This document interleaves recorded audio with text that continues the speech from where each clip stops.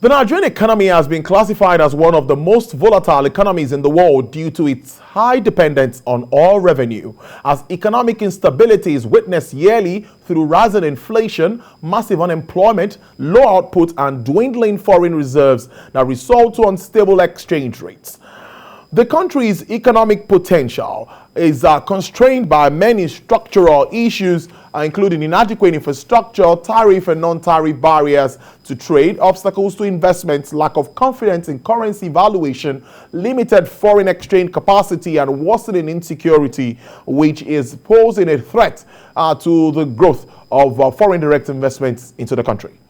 Against this backdrop of these existing structural issues currently bedeviling the country's fragile economy, growth expectations for 2021 have remained largely weak, with projections for subsequent years reflecting a lack of confidence and in the policy framework and economic structure. However, the IMF has improved Nigeria's growth forecast for 2022 by 3 basis points to 2.6% on the back of an expected improvement in global growth from 4.1% to 4.9% in the same period, as it retained a 2.5% projection for economic growth in 2021. With the third wave of COVID-19 pandemic gaining momentum in the country, the IMF has expressed concerns on some issues that it says may significantly affect the pace of Nigeria's economic recovery if measures are not taken.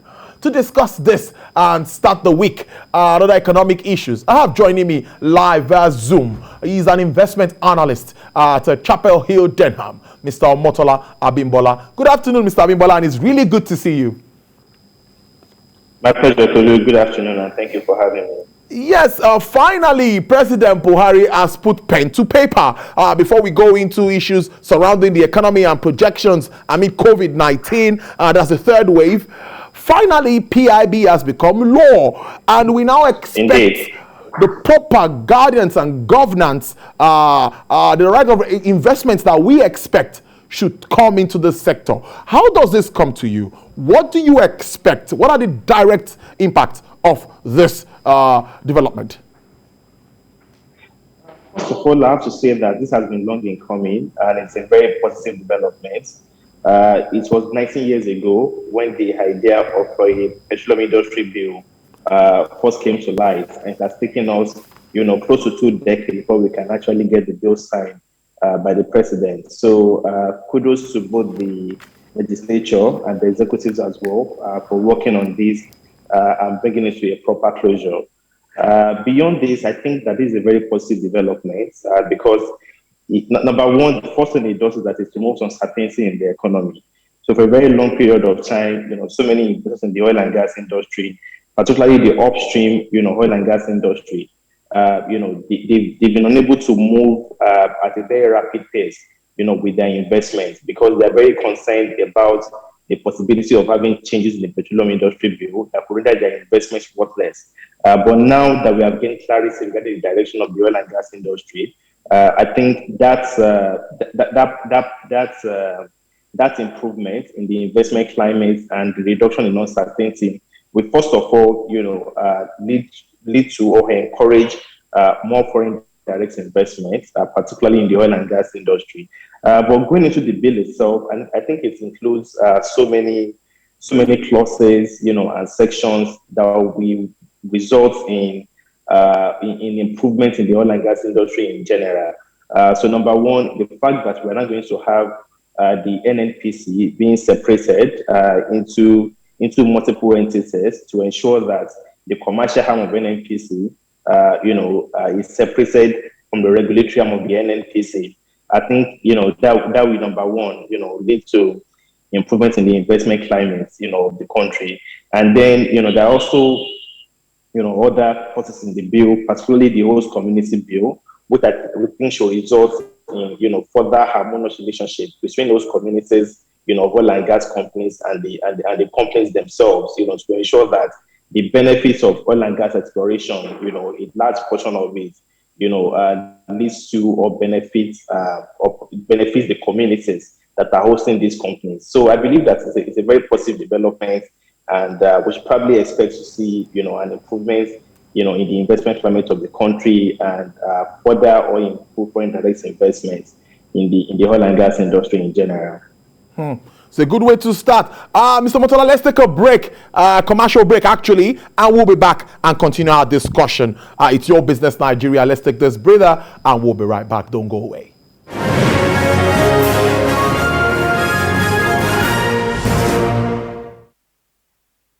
Capri Sun Funland. Can't wait. Hey! Entry denied.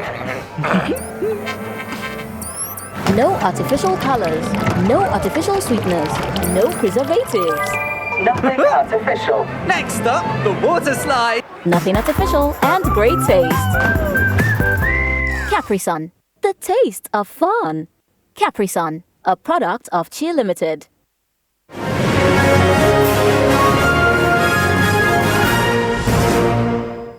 All right, thank you for staying with us. I still have Mr. Motola there speaking around issues across the economy. Now, let's look at projections that we've had before now.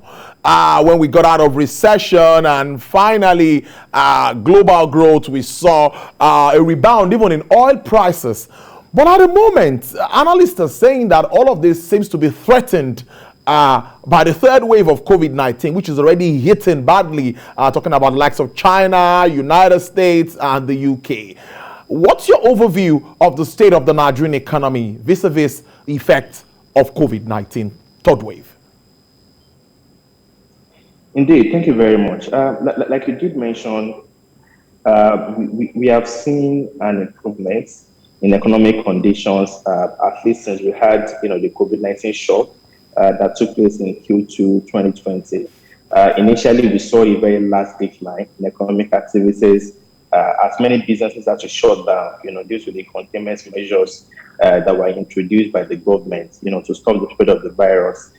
So several households as well, they lost their jobs, and obviously that impacted on household income. At the end of the day, also impacted on, household consumption expenditure as well. But since we have seen the government, lift most of these restrictions that were introduced, we have seen, a positive trajectory in the economy. For instance, in Q4 2020, we saw the economy exit recession and grow by a very marginal 0.1% year on year. And in Q1 2021, we saw a consolidation, of that recovery, with the economy growing by, about 0.5% year on year. And our view is that, by the time we get the Q2 2021 GDP prints as well, that should show, the same information of an improving economic climate. The GDP growth appears to be above 3%. But going forward, as you mentioned, there are lots of challenges that could affect the pace of recovery of the economy. Chief amongst them, is the recent, spike in COVID-19 cases, all across the world, not just in Nigeria, in what has now been deemed to be a third wave of the virus. If you look at Nigeria, for instance, on a daily basis, we're now seeing, cases, averaging between 500 to 600, confirmed cases per day. And in some cases, we have seen positivity ratio, in some states, going close to 20%. So that's a very big challenge, for the economy going forward. But I still believe that, the worst is far behind us, for a number of reasons. Number one, globally, we don't expect to see the same level, of economic lockdown, due to the fact that we have seen an improvement in vaccination campaigns all across the world. And of course, if the world could avoid, going into a hard lockdown, that should, bode positively, for crude oil prices, which Nigeria is largely dependent on. So our view is that, with oil prices, even though it's going to be challenged, but we still believe that, on the average for the rest of this year, oil prices should still average above $65 per barrel. So we saw prices still remain very, very resilient. And also combine it with the fact that, the governments at all levels, they are unlikely to introduce, much more tough restrictions going forward. I think the economy should still remain very resilient going forward. And of course, beyond all this, it's also a very, very positive news that came later in the month with the IMF now expected to disburse up to $275 billion to developing countries as part of their SDR allocation. Nigeria, will be a beneficiary as well, and we're expected to benefit up to $3.3 billion as an allocation, from the IMF, to Nigeria, which will come in later this month. So, from an external point of view, things should gradually improve. And even you also take into consideration the fact that the government is also now planning to go into the Eurobond market, this year, to raise up to, potentially, up to $6 billion. So a lot of these, funding that is now coming through, between the third quarter and the fourth quarter of this year should be able to, support, government expenditure and also provide, foreign exchange liquidity to businesses and households that are starved, of this very, very important resource. Foreign exchange space. We're going to touch on that too. But now the central bank and even other analysts see inflation dropping to single digits by 2022. That looks to me like a tall order. Yes, we've seen a decline for like 2 months, I think, and they're saying there might still be a slowdown as we move on. And even food prices, they're talking about food inflation too.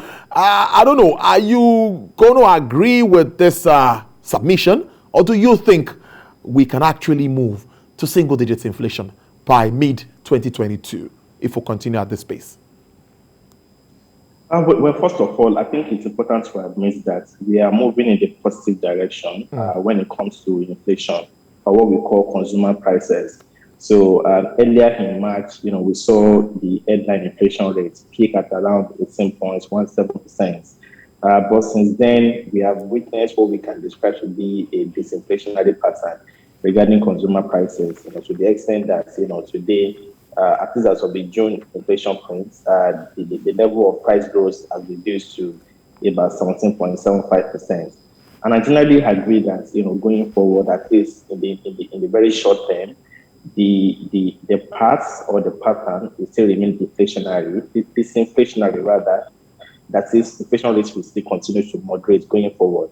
Our own view is that perhaps by the end of this year, we'll probably see headline inflation rates, be in the region of, 15 to 16%. And then even when we enter next year as well, I do believe that we should probably see, headline inflation rates at least, maintaining the same downward pattern in the first half of the year, as long as we do not see the federal government, remove the subsidies that we have on petroleum products. But I think that it's going to be very hard for the central bank to achieve a single-digit inflation mandate. As we know, the central bank has an inflation mandate, inflation target rather, of between 6 to 9%, which is single digit. But that's a very, very difficult goal to attain. Primarily because Nigeria is naturally a high inflation country. If you take an historical perspective of Nigeria's inflation figures over the last 20 years and even over the last 10 years, and just said that inflation rate has averaged about 12%. So let me say structurally, we are not built to be a low inflation country due to a multitude of reasons that are mainly supply side and structural. So things like, for instance, the fact that agriculture in Nigeria is still largely rain-fed, for instance, so which means that we cannot have farmers going to the farm to grow crops, all season, all through the year, and also the fact that we are still facing other challenges such as very weak infrastructure backbone for the country. So a number of these challenges will still remain over the long term, and that's why I believe that for us to move from the current trend level, or let me call it the structural normal level of inflation rate around 12%, for us to move from that level to having a sustainable, stable and single-digit inflation rate over the longer term, we still need to see, a lot of reforms in the economy, and of course, a lot of investments as well, regarding, farming practices, to ensure that we can have, year-round farming, for instance, to ensure that we have, enough infrastructure, both rail, both rail and road transportation, for instance, to ensure that we can have an efficient movement of goods, between farms, from the farm, down to the final consumer. So all these things would have to be done, and it's not going to happen in the short term. This is not something you can fix within a year or within 2 years. These are things that you fix, over the longer term.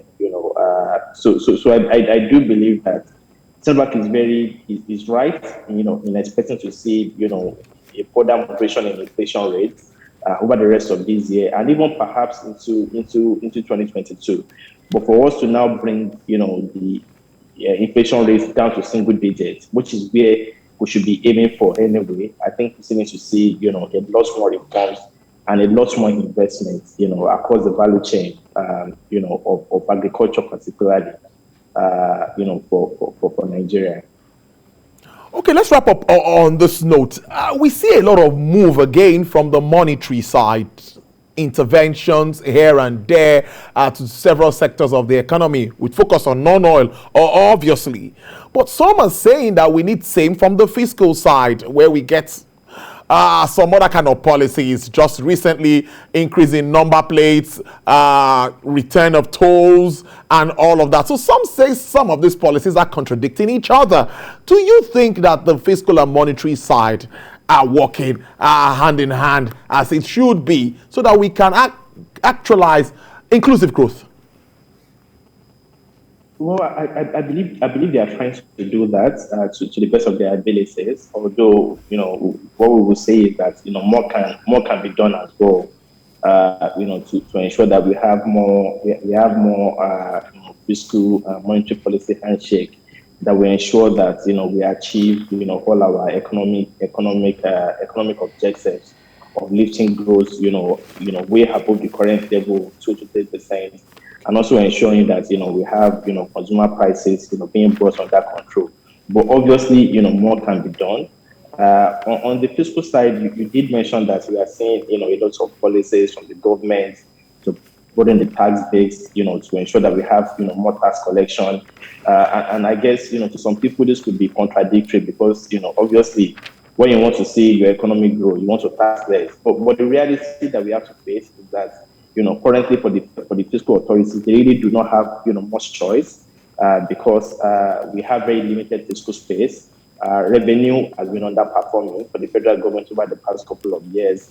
We are only getting up to between 40 to 60% of our revenue target. Meanwhile, our expenditure pressures are growing, so we need to spend on capex to grow the economy. We need to service our debt obligations. We need to pay salaries.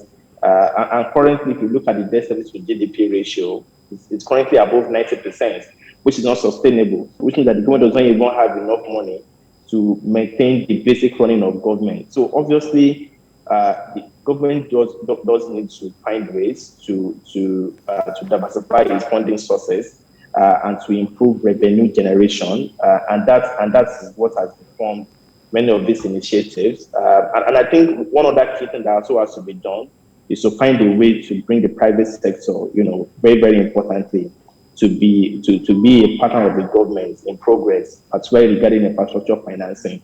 And you cannot have the private sector, you cannot bring them on board to assist you to solve this funding challenge without, creating, a method of revenue generation. And I think that is what informed the decision to actually, introduce tolls back into the country. But I think it is for the better, and at the end of the day, the end will justify the means. Right there, thank you very much. Investment analyst at Chapel Hill, Denham, Mr. Motola Abimbola. Thank you very much for spending your Monday afternoon with us. We appreciate this. Enjoy the rest of your day. My pleasure. Thank you very much.